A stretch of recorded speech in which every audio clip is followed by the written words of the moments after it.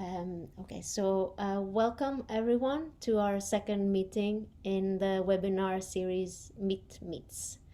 This is Silvia Coutinho, who's co-chairing with me, and Mani Sadredini. I'm going to start the session with our fabulous jingle.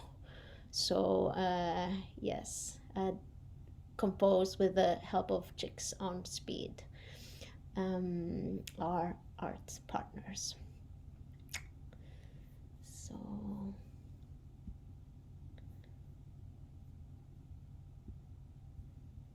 more meat, less meat. Heartbeat. I will teach you not to bite me. More meat, less meat. What is actually meat? Mitigation.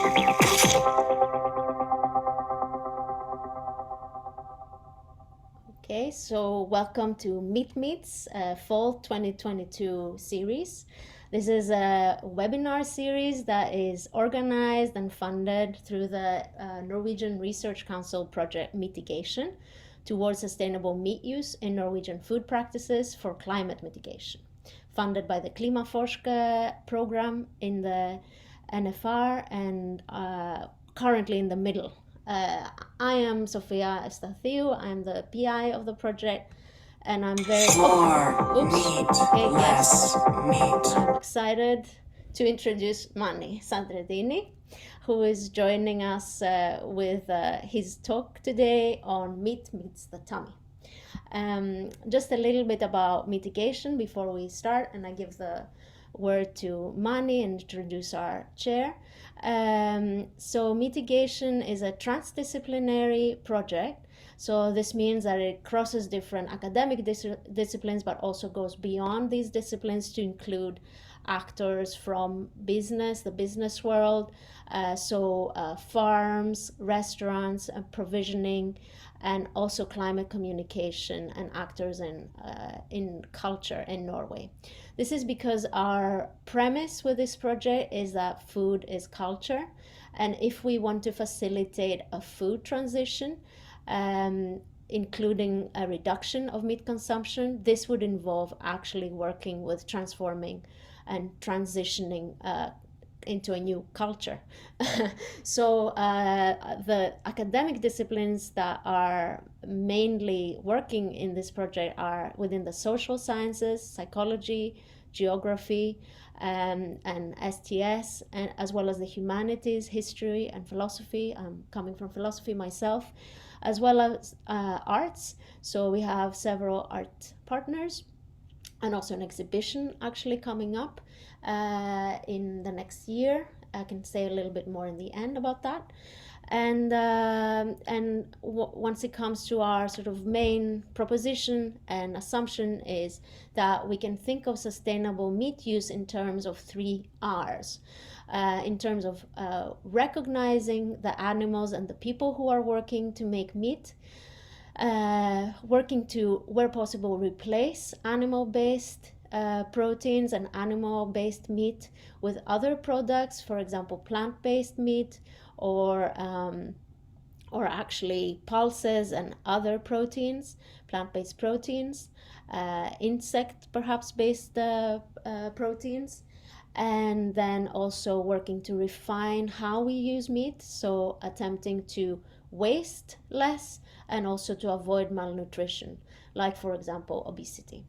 So if you are following us and you want to share your impressions on social media, you can use the hashtag #meatmeets, and you can also tag us on Twitter @MEATigation or on Facebook @MEATigation, again with these capitals, making it a bit more fancy.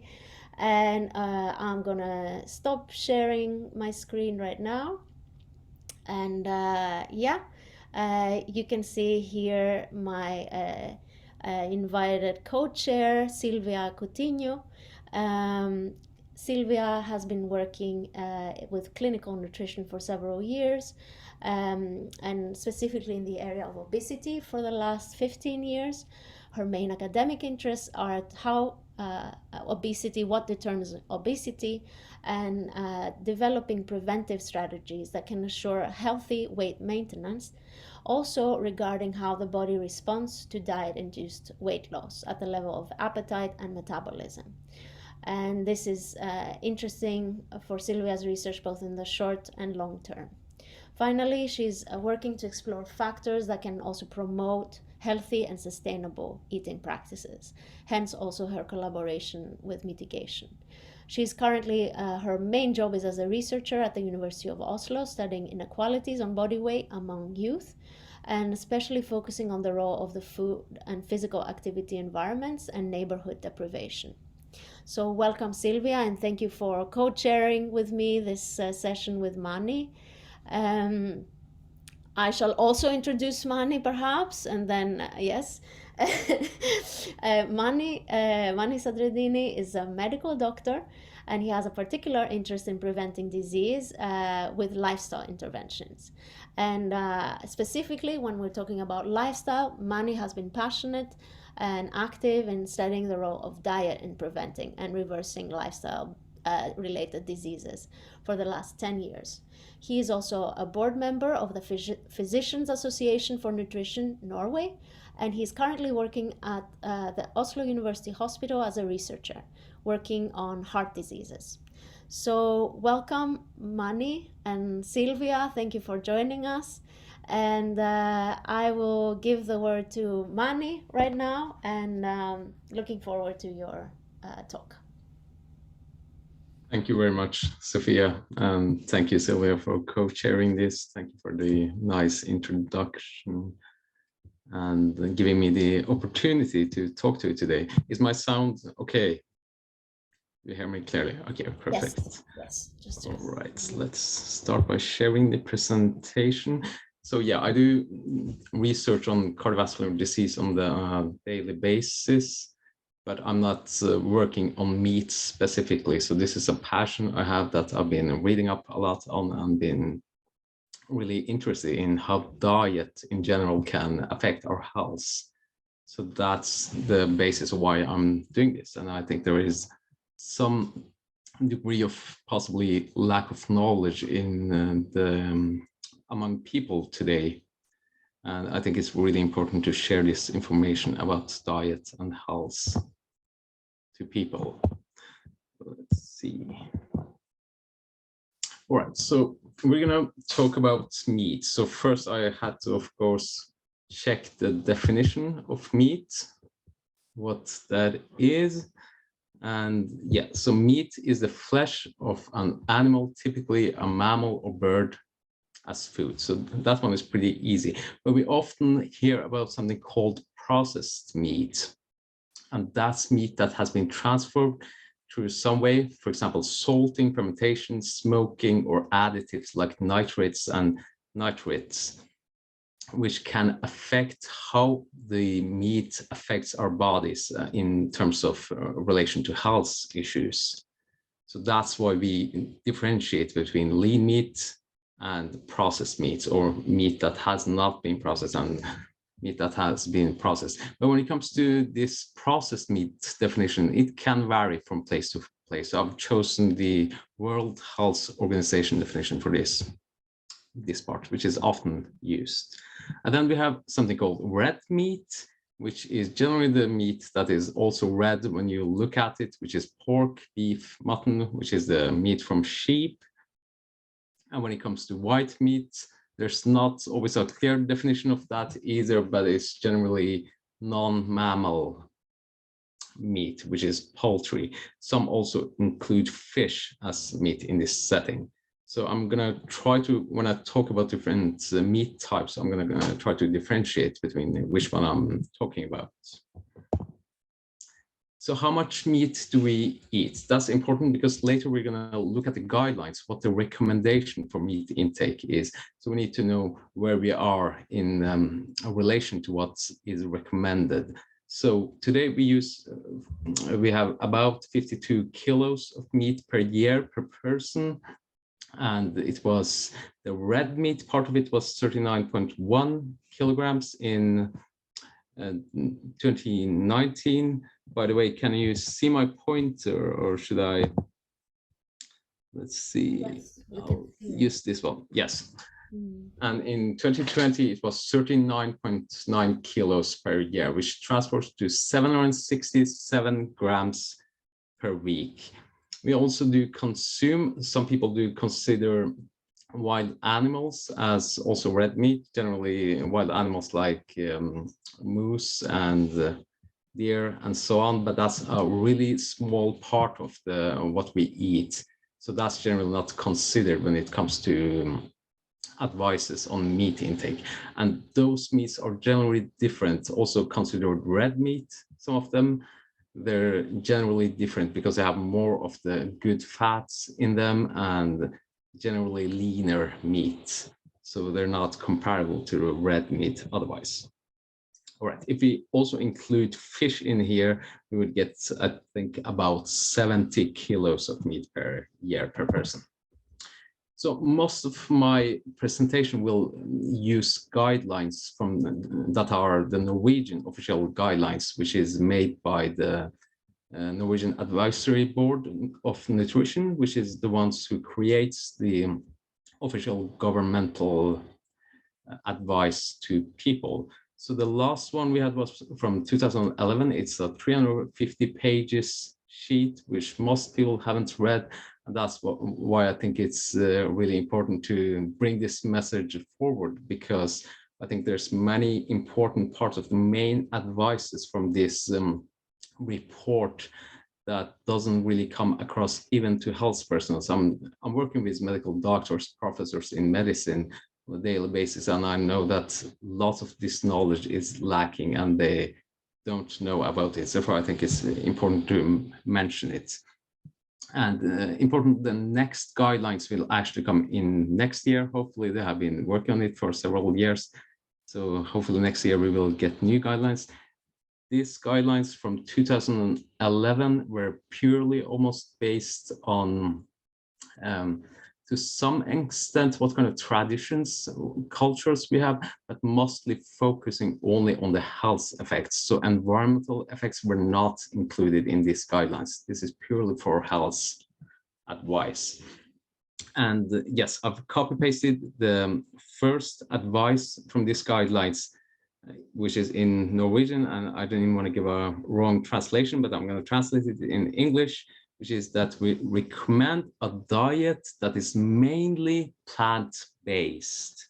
Plant-based meaning mostly foods from plants and limited amount of foods from animals, which includes a lot of vegetables, fruits, berries, whole grains, fish, and limited amount of red meat, salt, added sugars, and energy-dense foods.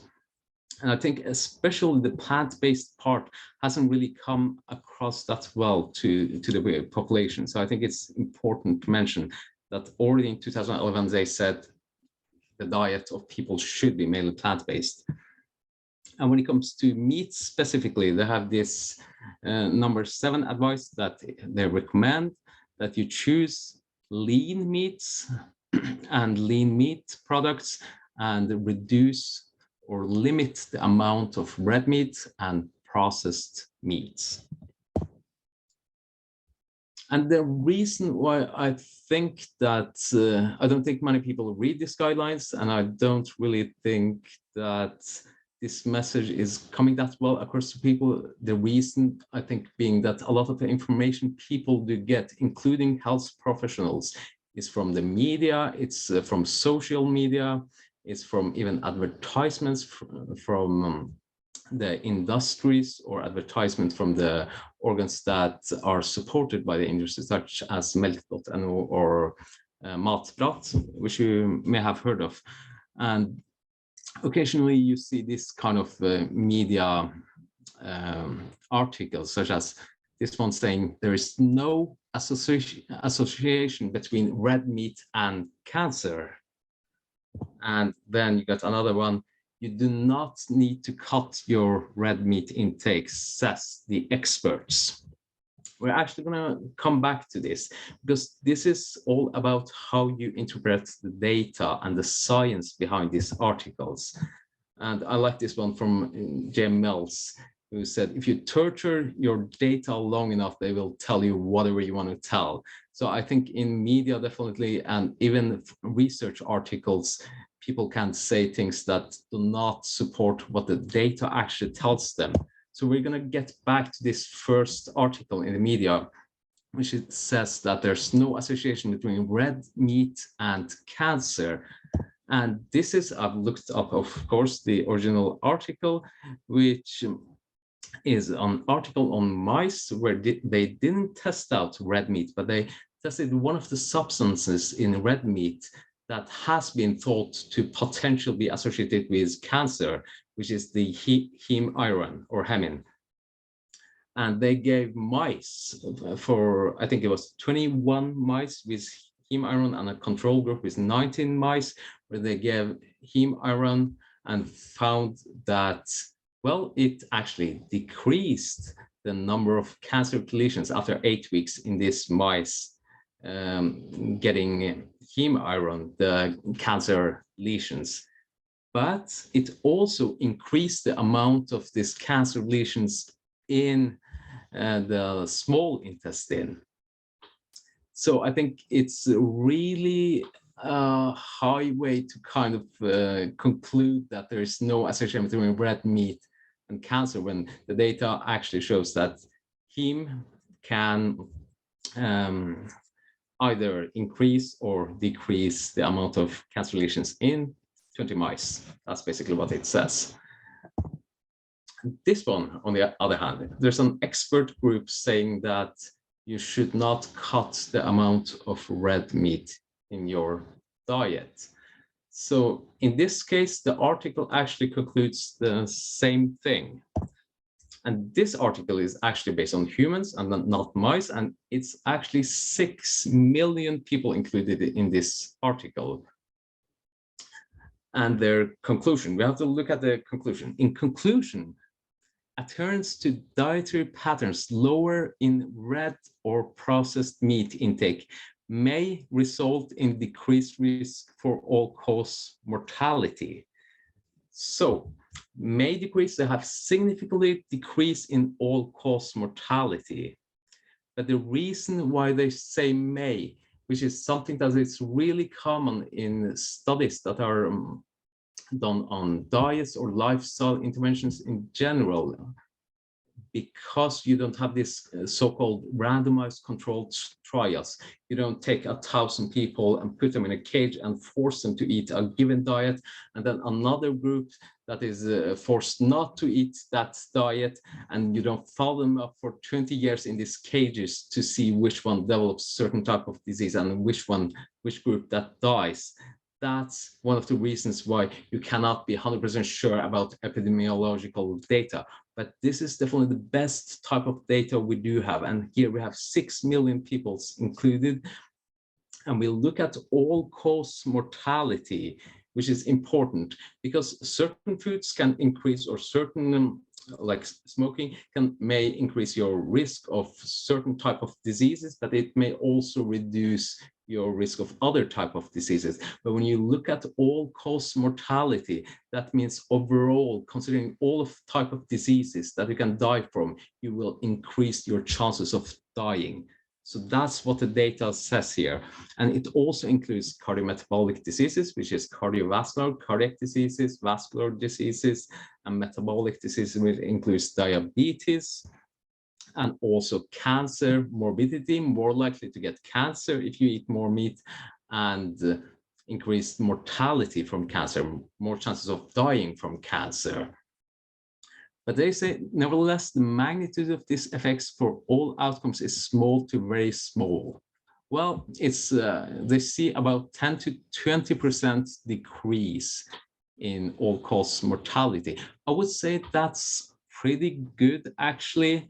I would say that's really good, because in this study, they have only looked at either reducing your red meat consumption, not stop eating red meat, just reducing it, or just reducing your processed meat intake is enough to decrease your chances of dying from these most common diseases by 15 to by 10 to 20%, which I think is really good. What if you completely remove those type of products or another product that also increase your chance of cancer? Then you could see much larger effects, obviously. So I think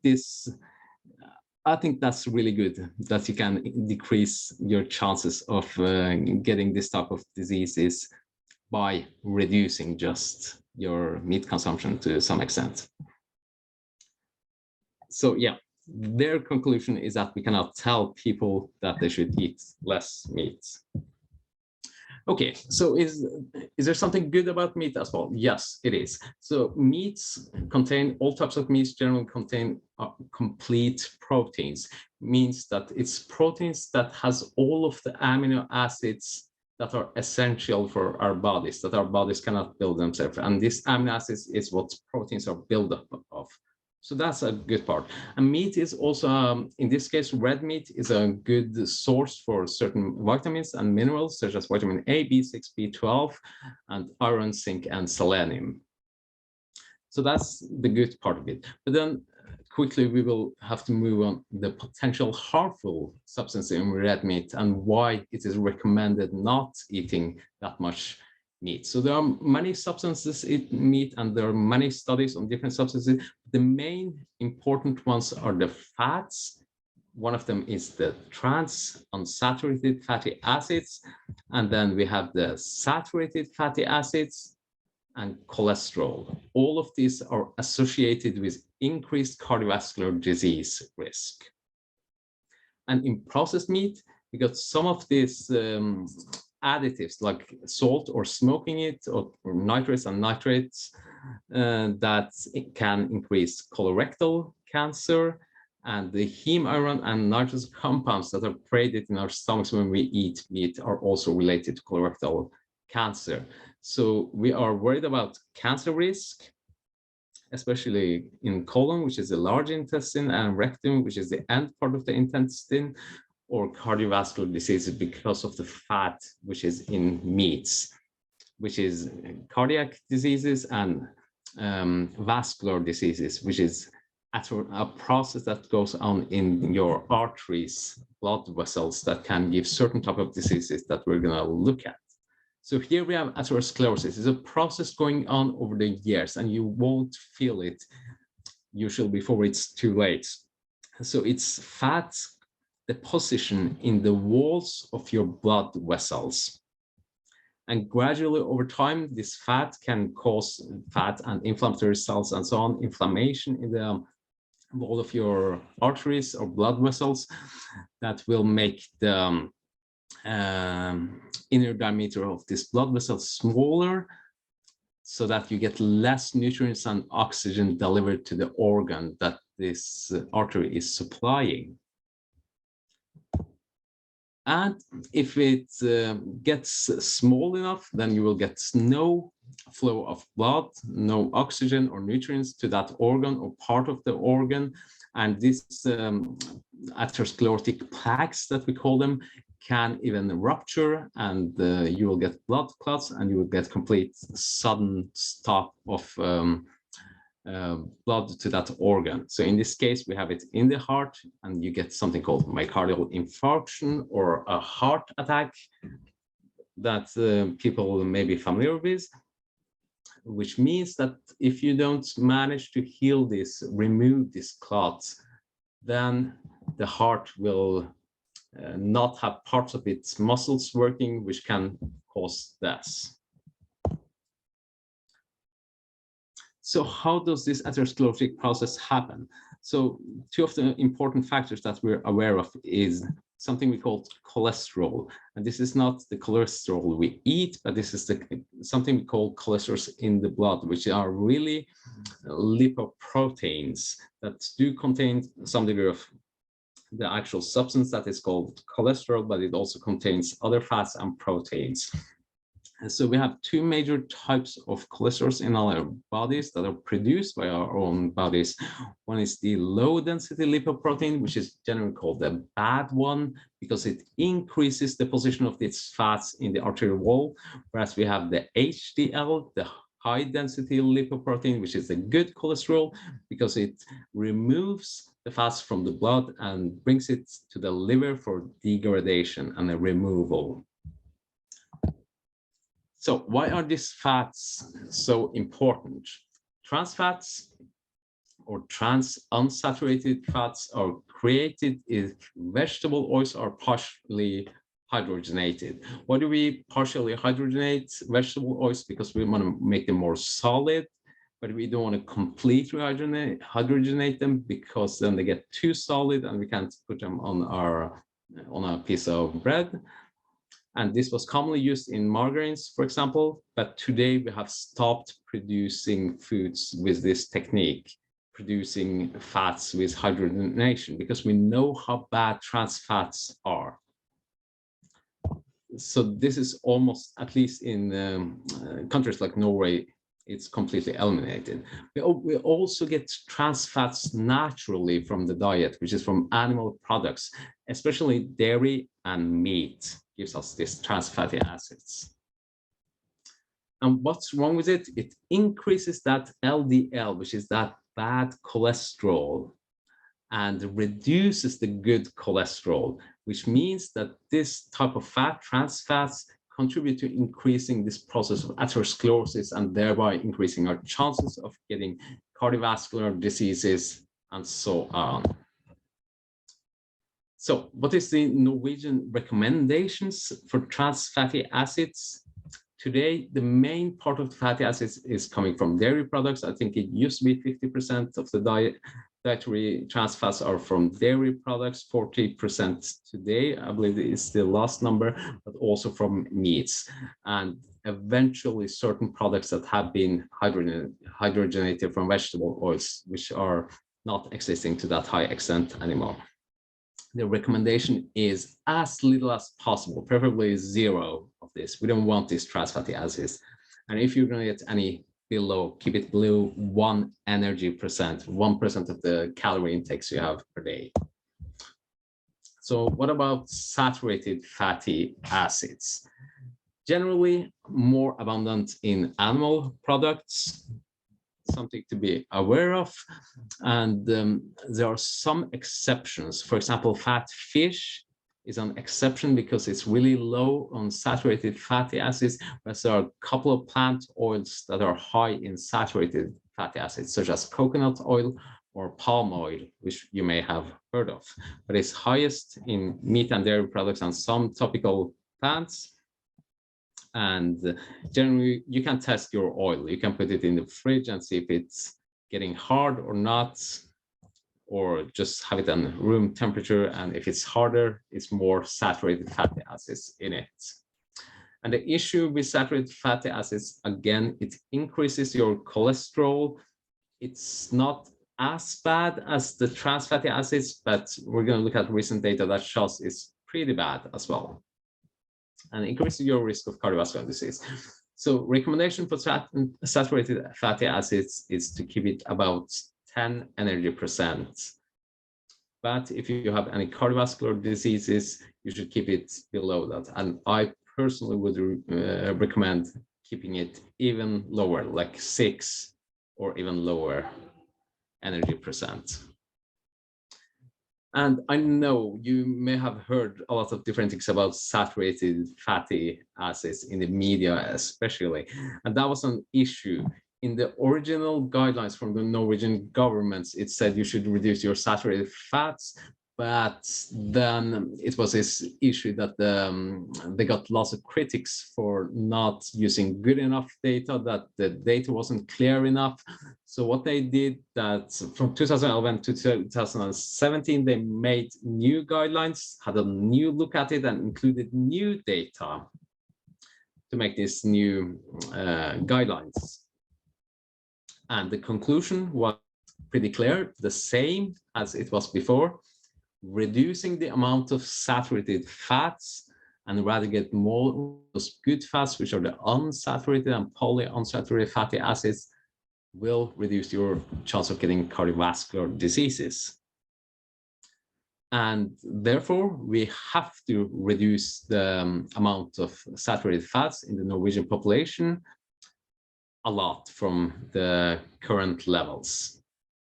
This supports a dietary pattern that is going more in the direction of a plant-based diet that includes a lot of vegetables, fruits, berries, whole grains, fish, and limited amount of red meat, salt, added sugars, and energy-dense foods, which is pretty much exact same phrase that they already had in 2011.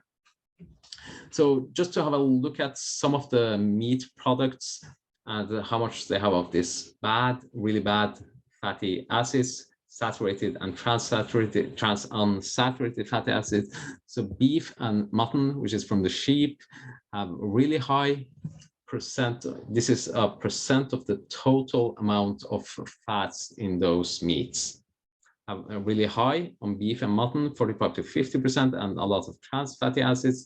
Similarly, in dairy products, there's a lot of trans acids because it comes from the beef. Pork is a little bit lower, both on trans and saturated fats, and similar with chicken, but still really high.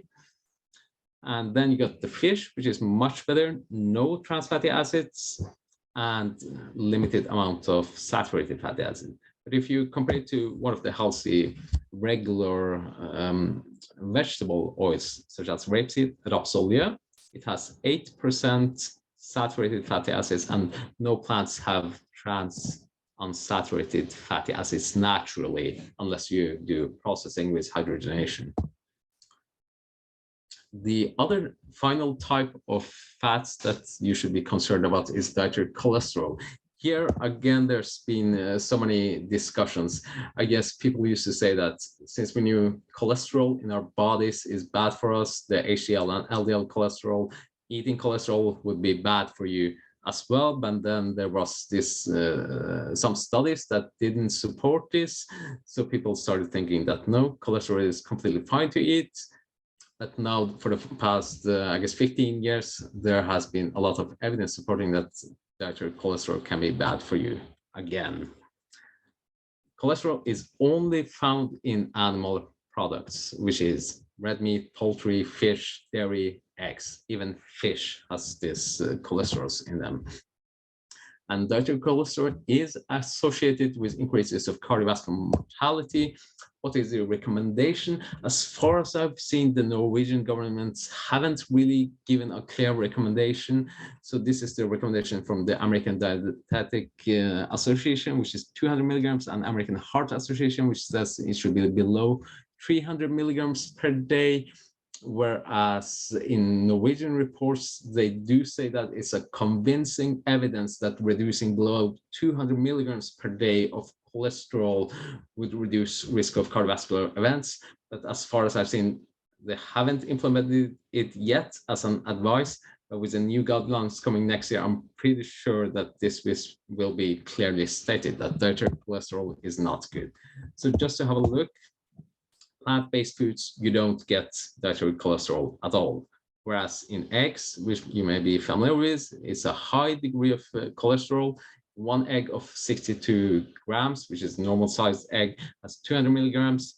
Minced beef has 62 milligrams, unless it's fat reduced or some similar. Salmon has 80 milligrams per 100 grams. Cheese has 66 milligrams. And why am I showing all of this different to you? Because these are products that are generally consumed. Maybe you have an egg for breakfast, and then you have cheese for lunch, and then you have salmon for dinner. And if you put all of that together, you will end up exceeding the amount of dietary cholesterol that may increase your chance of cardiovascular events. So that's why it's important to know that all of these type of products contain cholesterols. And the reason why I believe it's going to be implemented in the new recommendation, it's because several studies in the past few years, including this one, which is a meta-analysis, which means it includes many different scientific papers that are comparable and puts them together to get the best idea of the truth as possible. In this case, they have 2.8 million participants in this study followed up for many years. And they find that for each additional egg you consume per day, or each 100 milligrams of dietary cholesterol. Why do they separate between these two? Because egg has been said previously to, even though it contains cholesterol, maybe it's not that bad for you. Maybe it has some other substances that can be good for you, because there has been some studies showing some positive effects of eggs. But here they say that either you only look at eggs or dietary cholesterol independently. They will both increase your chances of getting dying, all-cause mortality. 7% for each egg and 6% for each 100 milligrams of cholesterol. So yeah, I would say cholesterol is probably pretty bad.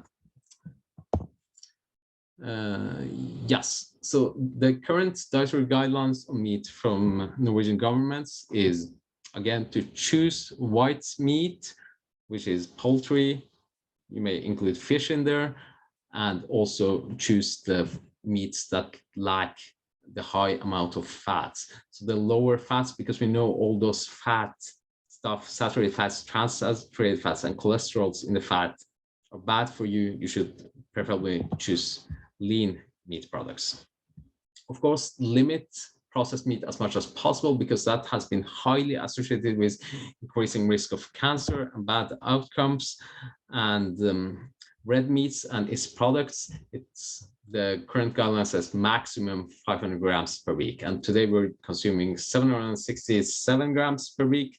So that definitely has to go down in the population from a health perspective. Fish, as I told you, is a bit different. So it's, again, a good source of protein. It has B12, iodine, selenium, and those really good fatty acids, omega-3 fatty acids, marine omega-3 fatty acids, and vitamin D. And this is especially true for the fat fish. Yet the governments don't recommend us to eat as much fish as possible. They don't tell us to eat 1 kilo or every day, but rather 2 to 3 portions or 2 to 3 times per week. And the reason for that is that fish does accumulate a lot of the toxins in the water surrounding it, which includes PCBs, includes mercury, which is a heavy metal, and so on. And when we eat that, we accumulate that in our fats as well, including our brains, which consists of fats, and in our fats, other parts of our bodies. And we know that we shouldn't go above a certain limit. So this is the limitation. This is why they tell us to eat really maximum of 450 grams per day, because if you exceed that, you will get above the limits of those toxins. So you cannot really substitute all those meat products that you eat on a daily basis with fish to reduce your meat consumption. All right, so that's pretty much what I have to say about this meat consumption. And as you see, what I'm trying to say is that we definitely need to use more of the plant-based solutions. And then there's some questions coming up from people generally, some of the myths. And one of those myths is that you get larger brains by not eating meat, stop eating meat. And the reason behind that is anthropological, what is it called? Yeah, studies from humans in earlier stages of evolution, like 2 million years ago, where humans started evolving larger brains. And this was, of course, not that one day they ate something and their brains got larger. This is in evolutionary terms, that they got genes that caused larger brains in evolution. And during the same period of time, we know that humans started eating animal products.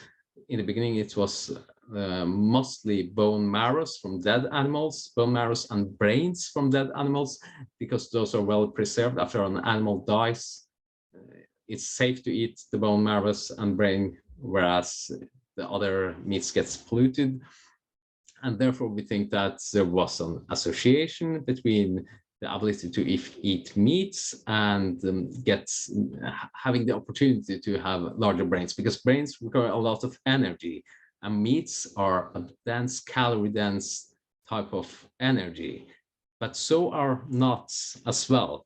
So it's not necessarily needed to be, in evolutionary terms, needed to be meat, but it could also be nuts that caused the possibility to get bigger brain size. And something that's also definite during the same period of time is that humans evolved smaller muscles as well, which means more energy available for the brain, less energy needed for the muscles. So there are several factors, and something I can tell you for sure, that eating meat, there is no evidence whatsoever that it can give you a larger brain. This is just evolutionary terms that it may have contributed to evolutionary larger brains in human beings.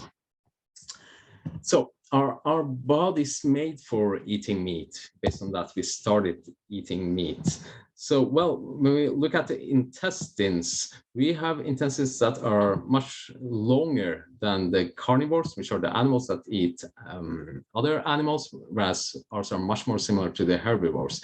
And we can also look at other parts of the gastrointestinal system. So carnivores, animals that eat only meats. Omnivores eat both plants and meats, whereas we have humans here and herbivores who only eat plants. And our saliva that we produce in our mouths has these enzymes that does digest carbohydrates, whereas carnivores and omnivores doesn't have that. So we're more similar to herbivores, those eating plants.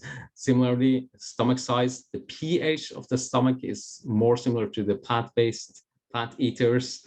Lengths we have looked at, and also the function of the kidneys and liver is similar to herbivores, those who eat plants, as compared to animals who either only consume meats or are omnivores who eat both meats and plants. So really, based on this, we are probably made for eating more plants than meats. Will you become protein deficient without meats? That's one common concern. Of course, if you keep eating fish and dairy products and eggs and so on, and just cutting down on your meat, that's not going to be an issue, but it's not really going to be an issue if you don't eat any animal products at all either. There are many animals who eat only plants, and all plants do have proteins in them. And you have even really large animals, such as the elephant, who preferably eats plant foods and gets enough proteins to build those large muscles. Let's look at the protein recommendations from World Health Organization. Recommends getting 0.83 grams per kilo per day, which is similar to the lower end for the Norwegian recommendation, which is 10 to 20 energy percent, which means that 10 to 20% of the energy intake calories you take in should be proteins. So on average, person uses about 2,000 calories per day. So 10% of that would be 200 calories, which is the same as 50 grams of protein. So that's about 50 grams of protein is the lower end of amount of proteins you need.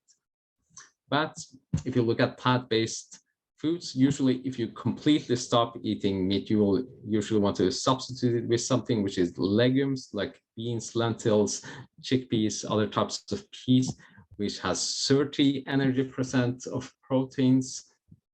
So if you get 1/3 of your calories during a day, 700 calories of beans and lentils throughout the day, you're already at 10 energy percent. You're already at 50 grams of proteins. So that's good. But also some of the carbohydrate-rich foods that we generally consider to be carbohydrates, such as oats, wheat, other grains as well, they're actually pretty good in proteins. Oats have 12 energy percent of proteins, whereas wheat has 16%. And quinoa has 15%.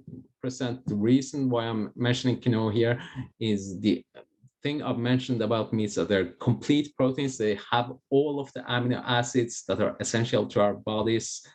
If you don't eat any animal products, some plant products are not complete proteins. They don't have all of the amino acids, but that's not really an issue as long as throughout the day you get one type of grain from this group, for example, also wheat, and one type of bean or lentil or other type of legume you will get that complete, the combination will give you the complete amino acid profile that you need. But there are also, such as quinoa is a complete protein, so there are certain foods in the plant family that are considered to be complete proteins. So I'm going a bit over time, but I'm almost done. Tofu, soy products, again, complete proteins and really high on proteins. And as I said, all plants do contain proteins. Even broccoli has 43% energy of protein, really high in protein when it comes to the energy, but it's not that energy dense. So there's not that many calories, meaning that there's not that much protein in it.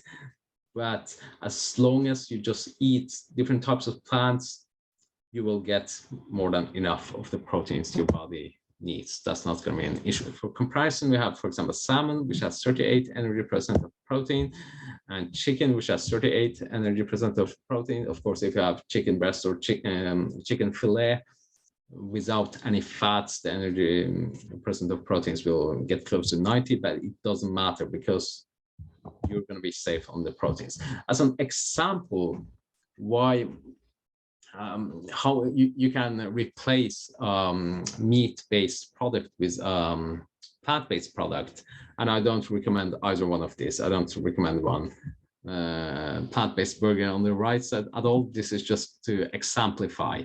So the plant-based protein from 100 grams, you get lower amount of calories, you get 1/3 the amount of fats, and the bad fats, the saturated fats, is 1/10 of that you get from a beef burger. Whereas proteins, this is soy-based, so it's a complete protein, similar to the animal product, and same amount of proteins. So I would definitely not worry about proteins if you replace your meat products. And then there is always this question, will you need supplements? Do you have to have supplements if you don't eat meat? Well, if you don't eat meat, if you eat dairy products and fish, you will get a lot of the things you need. But if you go completely plant-based, completely remove all animal products, then there are certain type of vitamins and minerals that can be somewhat deficient. One of them is B12. Because B12 cannot be found in any plants naturally. There are some fermented products, some mushrooms that contain B12 naturally. Tempeh is one of the soy products that is fermented and produces B12, but no animal produces B12 either. Animals get it from what they eat. And what do animals eat? Well, animals do eat dirt, which has the bacteria that produce B12, and these bacteria actually do exist in our large intestine, in our colon, which is the lower part of our digestive system, and they do produce B12. But the issue is that B12 is absorbed in our smaller intestines, which is farther up. There is some degree of flow back of this B12, but not enough to get enough B12. Some animals do eat their feces where they get their B12, but we humans neither eat soil or our feces. So we do need to get B12 in our diet if you don't. Yep. Sorry about that. Okay. Yeah, so if you're really against supplements, I don't think there's any issues with supplements. People say it's unnatural, but I don't think there's anything about the way we eat today is natural. I haven't seen any single person going out in nature and hunting deers and picking blueberries and surviving on that. So I don't think supplements is unnatural, but if you want a natural, easy source of B12, for example, you have this nutritional yeast, which is not a plant, but it's a yeast that produces B12 and other vitamins. What about vitamin D? So vitamin D is actually a deficiency that a lot of people in Norway have, independent of what kind of diet they're on. You can find it in fat fish, for example, and even some of the milks, I believe, are supplemented with vitamin D. So there's nothing wrong with supplementation. If it's in a store-bought product, then I don't think it's an issue. But vitamin D is really the vitamin of the sun. Your skin produces, when you get sun on your skin, it produces the vitamin D. The issue in Norway is that we don't have that much sun during the winter months, especially. So therefore, a lot of people are lacking on vitamin D. Therefore, it is recommended for the whole population to take some sort of supplements during the winter months. And finally, iodine. That's also something that you can be low on if you're on a complete plant-based diet. And the issue for that is that plants do contain iodine, but they're not that high on it. And especially in Norway, we have this issue of having all these mountains that kind of the rain gets onto them and drives the iodine out of the soil and into the sea. So we have low degree of iodine. I think the American potato, for example, has 10 to 100 times or so more iodine in it than the Norwegian ones. And generally, iodine deficiency is a common issue around the world. And many countries do have this fortified salt, which Norway has as well. But for example, Sweden has 10 times more fortification of iodine in their salt than Norway has, because Norway want people to rely on the salmon consumption, where it's loss of iodine. But if you don't want to take iodine supplements or will be on a completely plant-based diet, you can of course take seaweeds, any weeds that grow in the sea where it's loss of iodine will also have a loss of iodine in it. All right, and there's finally my second last slide is that why is it that there's I feel that there's so many powers who want people to eat certain products that we know are not good for us, such as red meat, processed meat, and so forth. And I've been wondering, why is that industry so much stronger in promoting their foods as compared to the broccoli industry or plant-based industries? And one of my thoughts was that maybe because if you get addicted to certain types of food or get addicted to eating in general, you may be more prone to buy more products which will benefit a certain type of industry that you buy more from, which will give them more power to influence you to eat more of that. That's just possible conspiracy, but that was an idea. And yes, indeed, in certain animal products, there are research that shows that there are addiction. They can make you addicted because they increase the dopamine release in your brain. But generally, it is this study here that looked at food addiction in general, how this condition where you're addicted to eating more foods and have a compulsive behavior around foods, and what kind of foods that increase this type of behavior. And as we see in their conclusions, red and processed meat are positively associated with food addiction. It also includes low, no-fat snack desserts, which is probably a sort of a bias because people who are more addicted to food may try to switch over to the low-calorie versions of things to not get too obese. But the interesting part is that opposite correlation, meaning that the foods that give you less food addiction is refined grains, even sugar-sweetened beverages, fruits, vegetables, legumes, and all those healthy foods. So with that, I will conclude with the same conclusion that the Norwegian health governments have, that we should eat more plant-based foods, which also means less animal-based foods, especially red meat and processed meats. So this is just an example of how a completely plant-based diet looks like, with whole grains, legumes such as beans and lentils, lots of vegetables, some fruits, and some seeds and nuts to get all of the nutrients you need. Thank you very much for listening, and I'm looking forward to questions and discussions afterwards.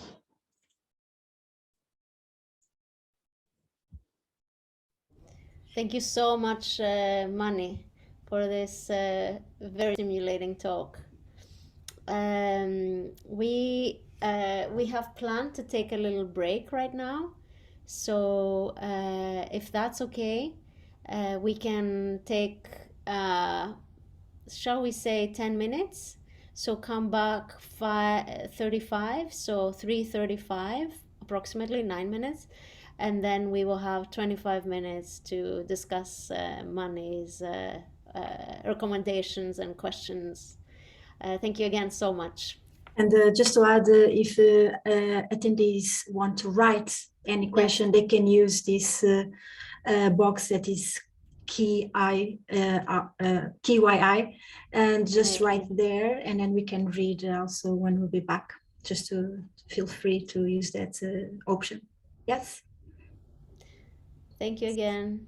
See you in a few minutes. Thank you. See you in a minute.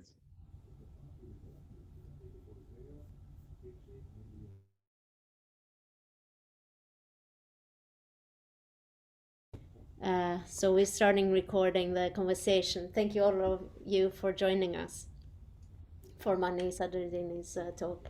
Yes. Now I see. Yes, Paula. I see. Seems I can speak, so I can do it. Speaking the magic of Zoom. Yeah, thanks, Mani, for a very interesting presentation, very thorough and different aspects of the nutritional aspects of eating meat or not eating meat. Very interesting. My question was about meat analogs and other highly processed plant-based options that are growing and growing in the market. You gave an example of a burger, but that's a very particular composition, and in fact is the one on the lowest side of the protein content and the highest side of the protein content and so on. But if you look at all the market, most are quite low in protein, high in salt, high in fat. So is there a risk if we move towards those products to substitute maybe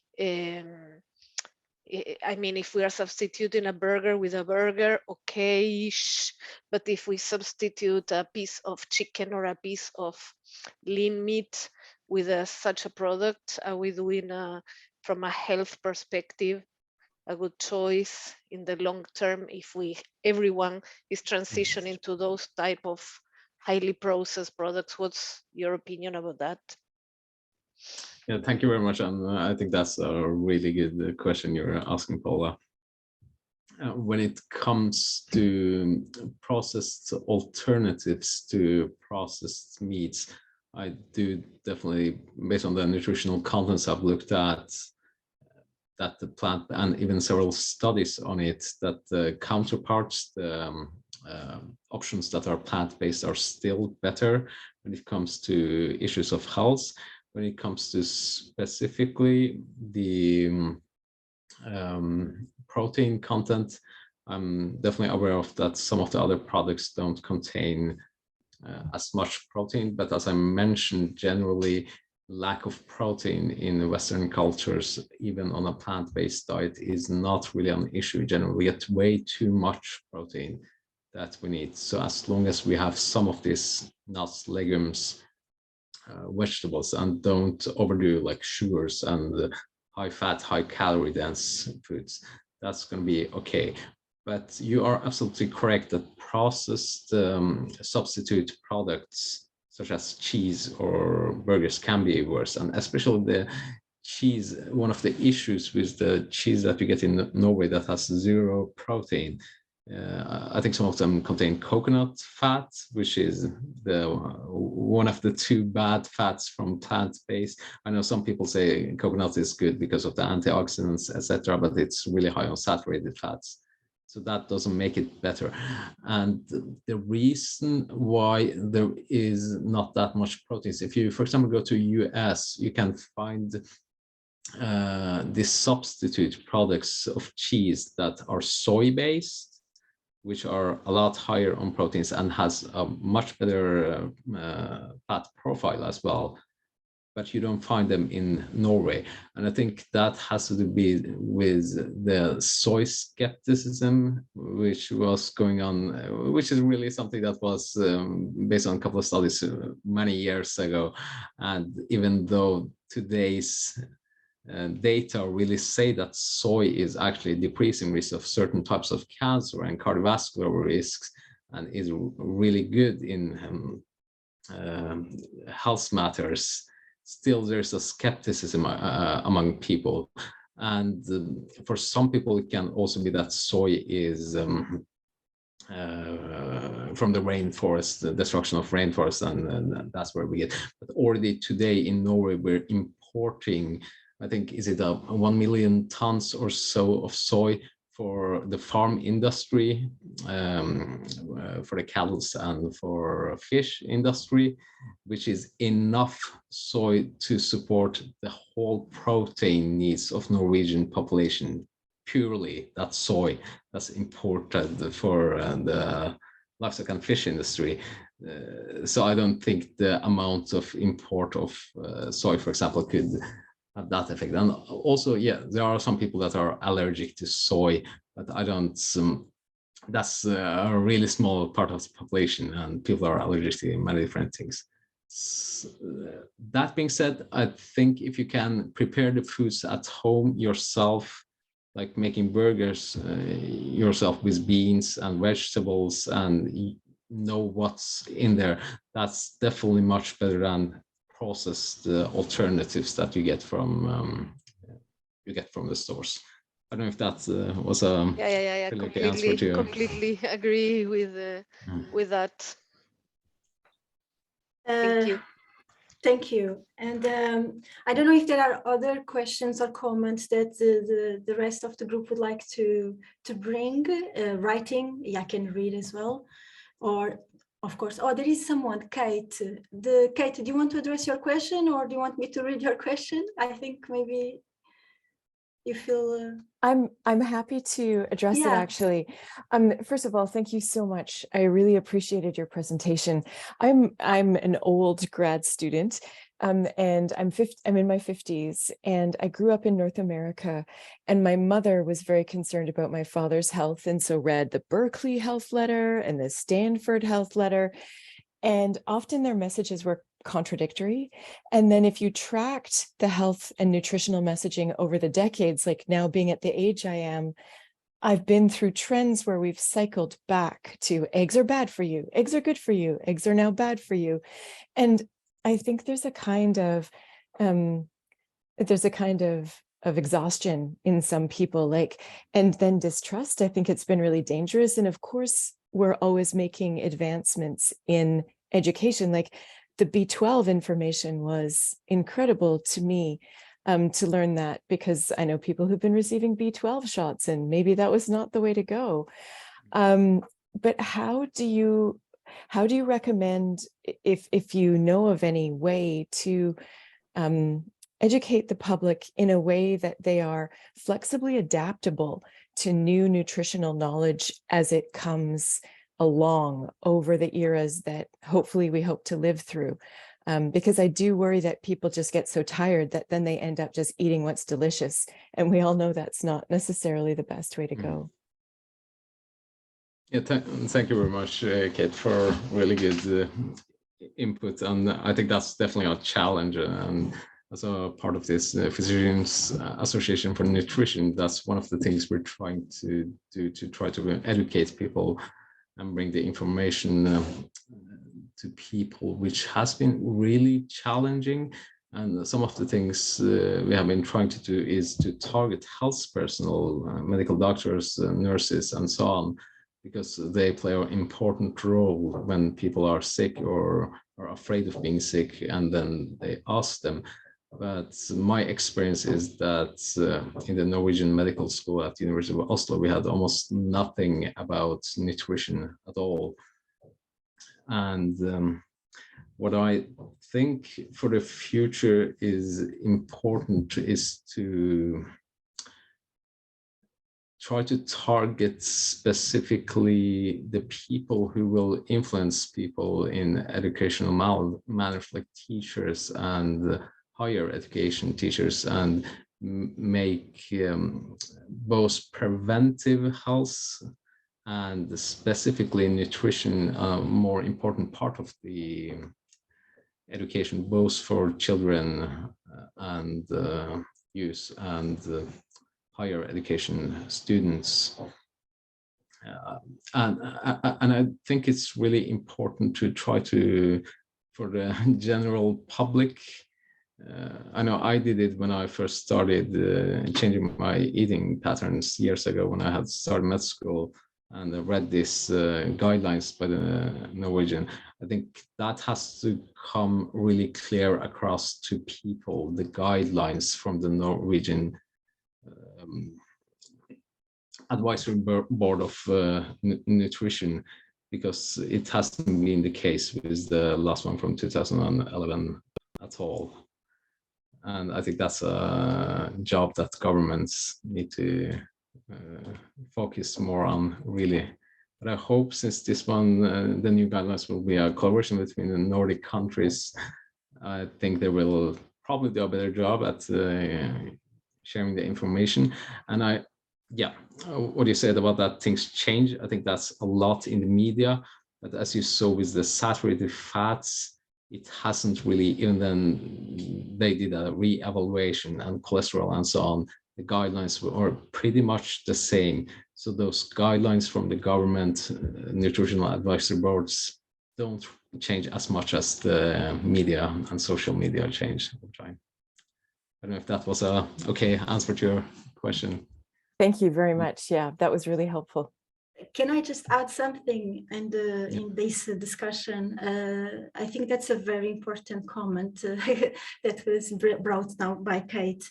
How can we actually involve people in the guidelines on the how to make the foods, let's say, reachable in a daily basis, right? Because okay, there are these policies regarding to how much you have to eat, as Mani was saying, the Norwegian guidelines, 10% of saturated fat, 0% of trans. These are so complex terms. These are such a complex terminology that is far away from the public.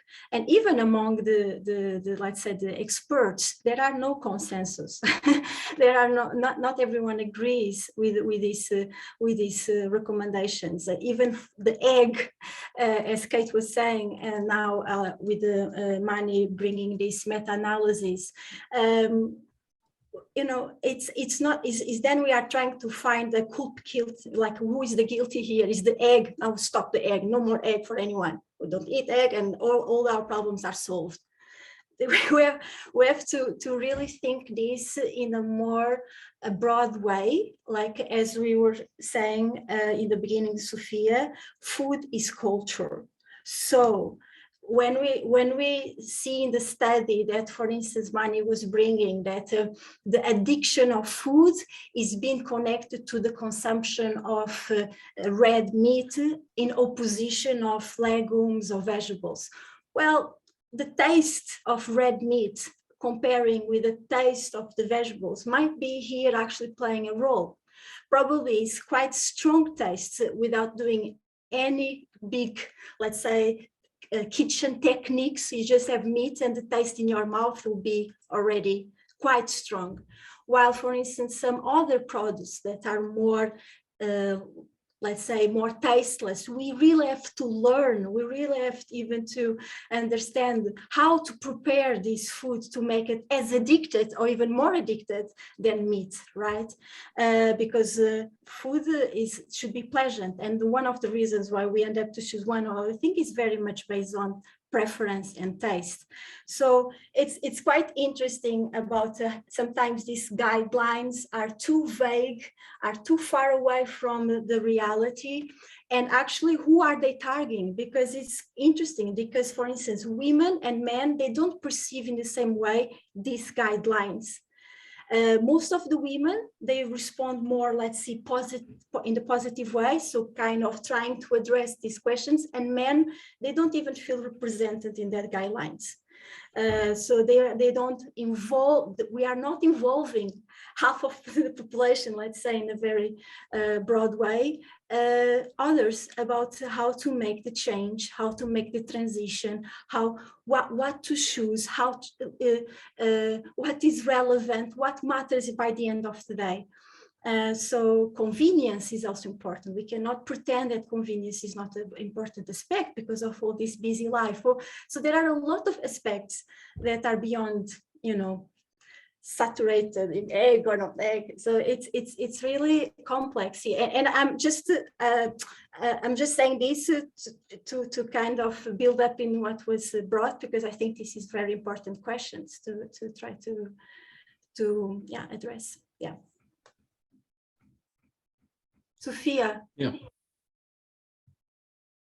Yeah, I don't know if Mani, you want to respond to Sylvia's comment, or should I? No, I of course completely agree. And it's just a matter of who should be responsible for doing this. I think similar with what we do with alcohol and smoking, really the governments should play if red meat and processed meats have the same carcinogenic negative effects as smoking, they should make regulations that makes it much easier for people to find good healthy options in the stores. And that's really easy, just increasing taxes on one and removing taxes on vegetables and fruits. That's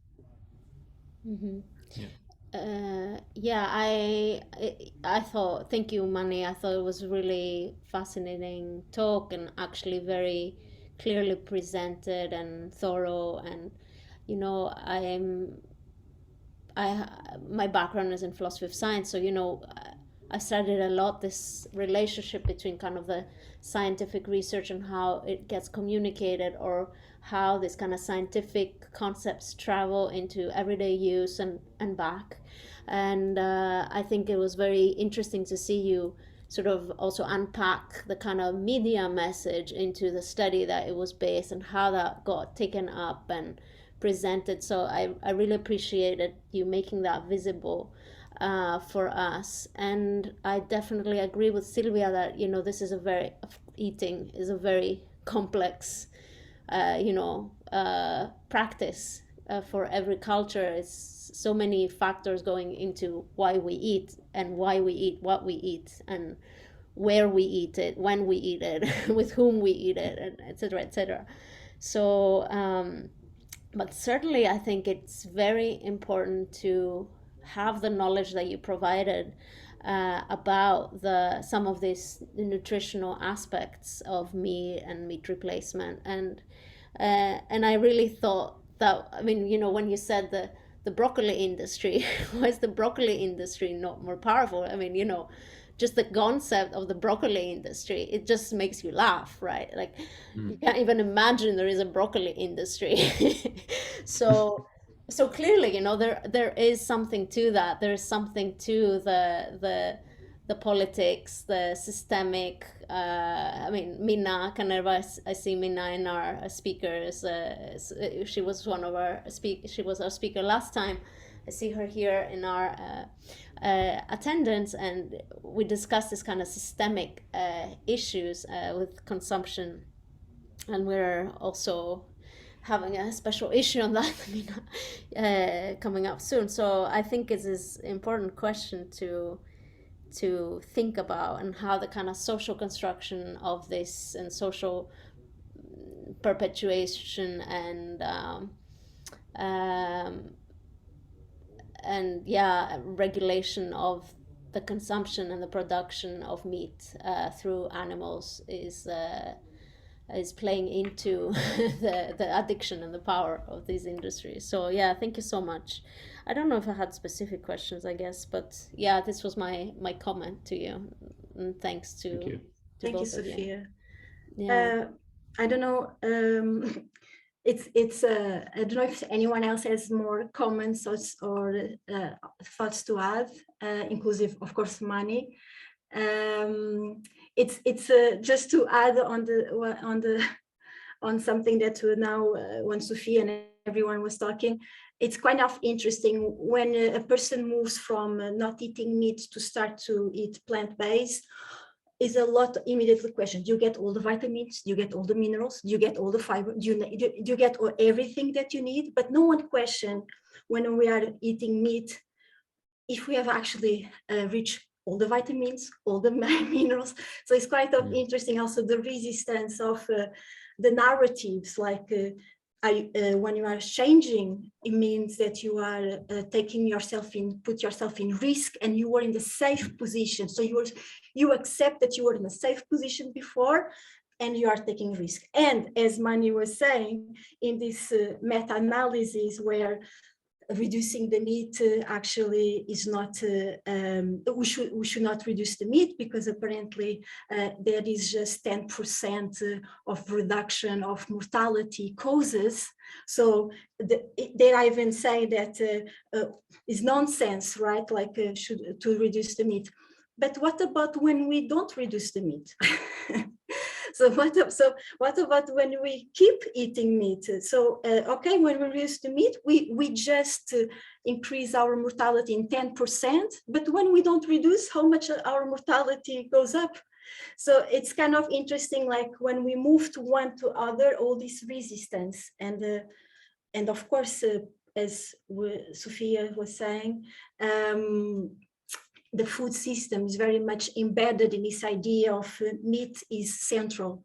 So then there are resistance even in the researchers. So even the ones that are doing research, they've been shaped and influenced by this idea of where to go or what to do, right? So it's not surprising that we also find among the research and the researchers this contradiction. And that's why we should be, in the end, how confusing cannot be for the public, it's very confusing. Yes, sorry, Sophia.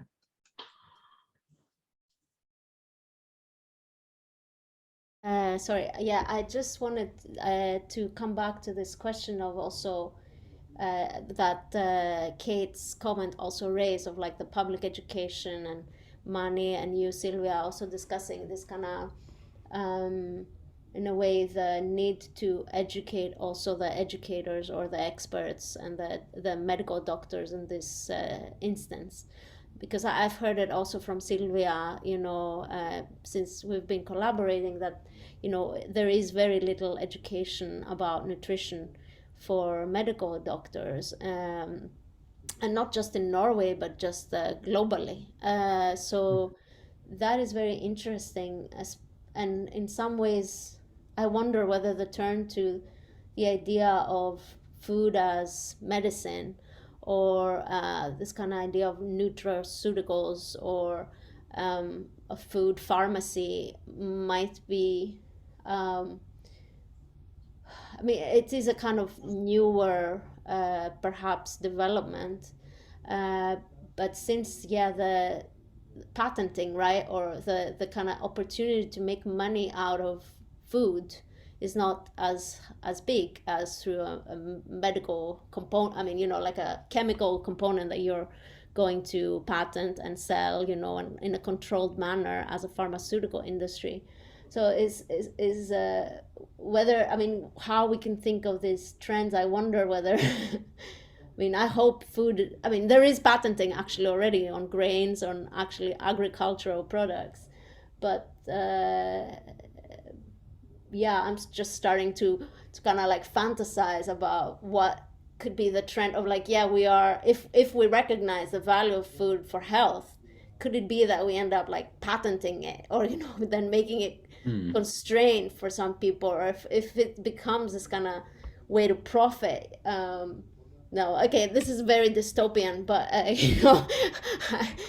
I started thinking about that, and hopefully it's not going to be that way, but just a comment. No, that's very important comment, because we are talking about the resources and who controls the resources and how they are distributed.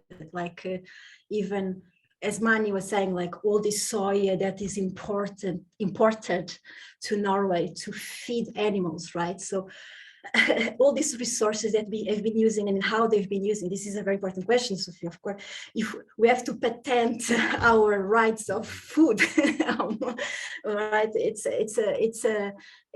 definitely a very, very, very important issue that you're bringing, Sophia, because the resources I have been using in a very not even way, so not in a distributed equal way, in a lot of waste way, and even to ask about the soya consumption, we don't need to have soya important even for our plates, you know. There are other legumes, there are other pulses, there are other beans here in Norway that can be used. So of course, then there are also a lot of these markets and these, let's say, big industries that are at the level of the pharmaceutical industries actually competing or making this market very, very unbalanced. So it's a very big issue, Sophia. I agree with you.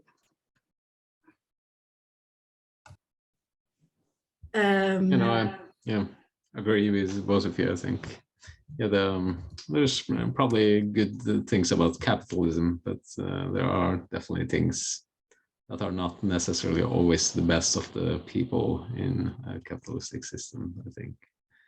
So I think it's definitely regulations, ways of both for the environment and for the health of the people. I think we need stronger regulations. Yes. Sophia. Yes, I see that we're running out of time a That's little true. bit, but yeah, and this is something that we also have been thinking about, aligning the dietary guidelines with the climate emissions goals, and also the health guidelines, right? So making sure also, for example, that the subsidies that are given to people in food production align with the dietary strategy that you want to promote as a nation. So if Norway wants to promote a plant-based diet, then that should be probably reflected in the subsidies that are provided to people in Norway who are working with food, that, you know, people are encouraged to contribute to the production of pulses, for example, that could replace soya, versus, you know, continuing to subsidize pork production, etc.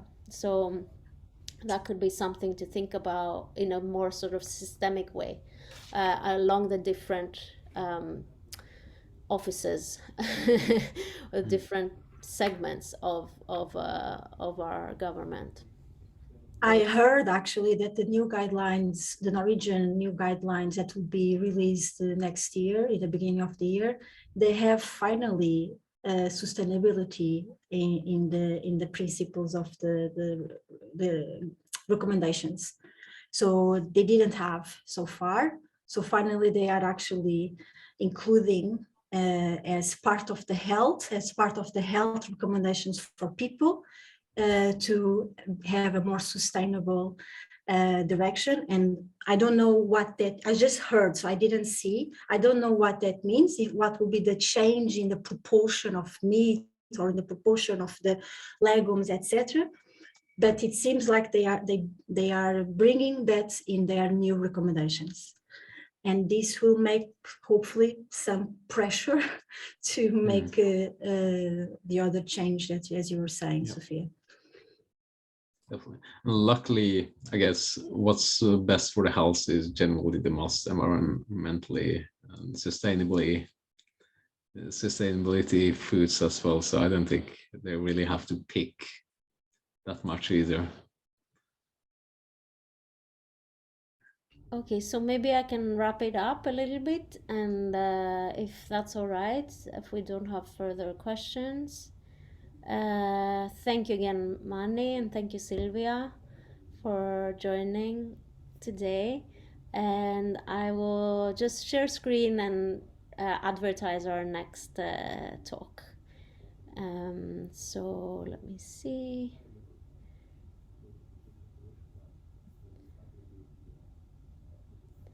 So yeah, thank you again for joining us for Meets. Our next seminar is on November 9th. Here are some tags, etc., for following us in the meantime. And our speaker is going to be Jonas Haus from Wageningen University in the Netherlands. And he's going to tell us why insects are not the new sushi, and how the acceptance of these novel foods can be analyzed with theories of practice. You'll find out more on our webpage under webinar, and I'll wrap it up with our jingle. More meat, less meat. Heartbeat. I will teach you not to bite me. More meat, less meat. What is actually meat? Mitigation.